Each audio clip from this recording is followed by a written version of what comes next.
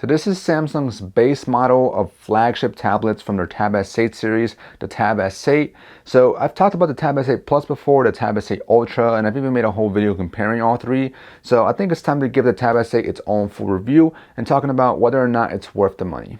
As far as hardware and design, this device looks super sleek and premium in my opinion. I think it looks very clean. You're getting the same design and materials as the Ultra and the Plus, so by getting the base model, you're not going to cheap out on the type of material or even the design of the tablet itself. So you're going to get a very nice looking tablet. It does have flat sides, so there is a bit of an edge here, but it's not sharp unlike the iPhone that I've used that has flat sides but very sharp edges. It's got like a soft edge. It doesn't feel very uncomfortable. It feels very nice in the hand, and also has some nice heft to it. So it doesn't feel super light, but it also doesn't feel super heavy. So for a small tablet, I think it feels pretty comfortable when you're not using it with the case. As far as button and ports, you get USB-C, which by the way, that port is off-centered, which bothers me a little bit, but it's no big deal. You get your power button and your volume rocker, which by the way, the power button does have the fingerprint sensor embedded, which is very fast and very reliable in my opinion. You also have the ability to add an SD card in here, so if you have the expandable storage there available. You got quad speakers on this, which by the way sounds so loud and so good. I mean, for a tablet at least of this size, it sounds really good in my opinion. You have a keyboard connector at the bottom, which you are able to connect Samsung's first-party keyboards. Personally, I don't, just because the keyboard itself is pretty small on this tablet size, so I personally stay away from those. If you go for a case, personally, I would recommend a rugged kind of case. My personal favorite is Samsung's own rugged case, the protective case. It's very nice. It's not only protective and very comfortable in the hand as well. It's got a soft feeling to it, but it also has a kickstand built into it, which is very nice. I love that. You basically just keep your keyboard or keep your tablet in here. You can prop it up at any point just to watch a video or something like that. And it also keeps your S Pen somewhat protected because it has like an extra little piece to keep that S Pen from falling out. So it's a very nice case in my opinion. So I definitely recommend it for this kind of tablet size. And since I mentioned the S Pen, you do get that in the box, and there actually is a spot on the back that has a glossy finish to it where you can actually place the S Pen, not only to store it, but to also charge it if you want to use gestures and stuff like that. You can also keep the S Pen on top. There's a little magnetic piece there, but if you use a case, you're obviously going to end up blocking that off. As far as the display, you're going to get an 11-inch 1440p 120Hz TFT LCD display. Basically what that means is you're going to get a very good display here. It's going to be very nice to watch content. It's not going to be the biggest display you can get, but it's still going to be big enough to watch a lot of stuff compared to like a phone. Browsing around on the internet is nice, and browsing social media, browsing apps. And I actually like the size of this because you can actually use most phone apps on here on portrait mode and be able to get by with it. It's just in a larger screen. So I think it's pretty nice. I think that's one of the biggest benefits of having a smaller tablet. When I say smaller, you know, it's small, but it's also still pretty big in my opinion. And the only time you'll over notice that this is an inferior, quote unquote, inferior tablet to like an OLED display is when you go into dark mode or when you turn on the blue light filter, because it doesn't look as nice and the blacks aren't as deep. So like most times in dark mode, things turn black, and on here you could tell that they're turning like a grayish color or a very dark gray. So yeah, that's the only time you'll over notice a difference between OLED and LCD, but for me, everything else has been pretty good. As far as everyday performance, you're going to get the Snapdragon 8 Gen 1 with 8 GB of RAM, and you're going to be running Android 12 of One UI. So basically that means you're going to be getting a very good experience here as far as the performance, as far as the software. Everything's going to be running pretty well. So the software itself is very easy to navigate, gives you a lot of customization and features that you can mess with, but it also makes it very easy to handle this actual software on a big tablet or on a bigger screen compared to a phone.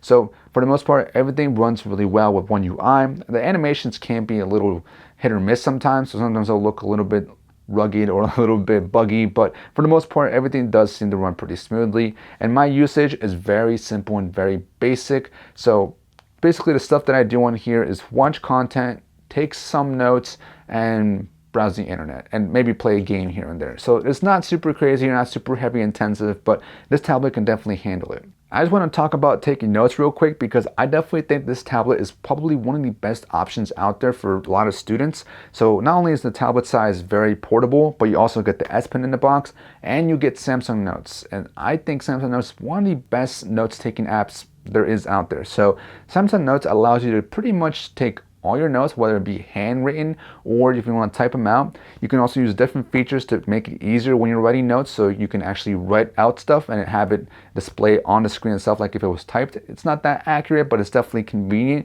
You can make shapes on there. You can change the PDF file itself, so you can have it have grids, you can have it have lines, you can even upload your own if you want to. You can even upload like your own worksheet, so if you get a worksheet handed to you, you can just scan it and convert it into a PDF file. You can download stuff off the internet, so if you can find your textbooks off the internet, you can actually download them, put them into Samsung Notes, and actually take notes on the actual textbook in Samsung Notes.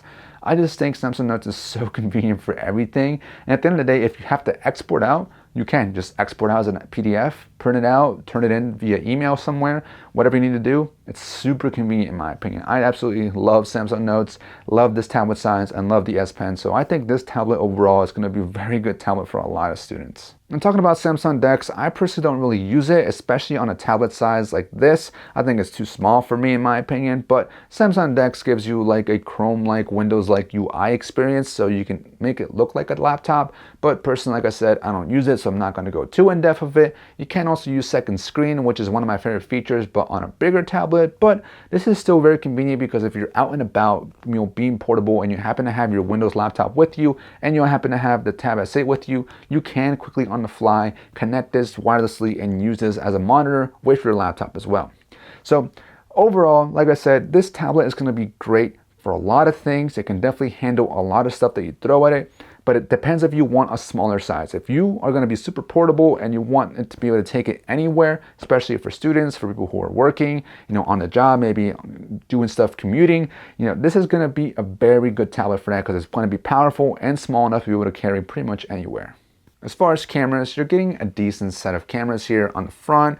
Everything looks pretty decent as far as photos, so if you want to take selfies, you're more than welcome to, but the main reason you would probably use this is for like video conference calls, and you have the option of using the auto framing feature, which basically allows you to move around and the camera actually keeps you in frame. It's pretty convenient and pretty nice if you want to use it. If you actually want to film directly using that feature, you can only film in 1080p. Otherwise, you are able to record in 4K if you want to, but it's up to you if you want to use that. On the back, you do have an ultra wide and a wide, so you can take ultra wide shots or wide shots, whichever you prefer, but they're not going to be the best quality out there, but still, it's a tablet, so I don't really care.